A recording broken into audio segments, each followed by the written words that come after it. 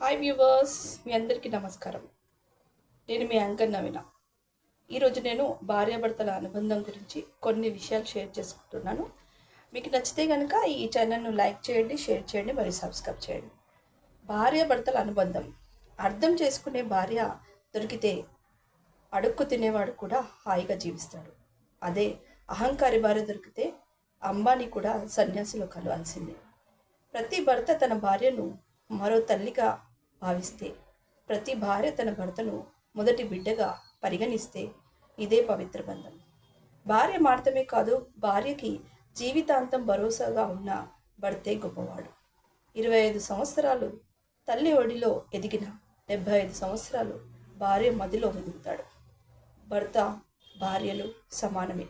బంధంలో స్వార్థం ఉండకూడదు, సర్దుకుపోయే గుణం ఉండాలి. భార్య తట్టుకున్న పురిటి నొప్పులు గొప్పవైతే, భార్య పిల్లల కోసం, భవిష్యత్తు కోసం భర్త పడుతున్న తిప్పలు కూడా ఎంతో గొప్పవి. అందుకే అన్యోన్య దాంపత్యం అంటే గొడవలు పడకుండా ఉండడం కాదు, ఎన్ని గొడవలు వచ్చినా సరే విడిపోకుండా కలిసి ఉండటం.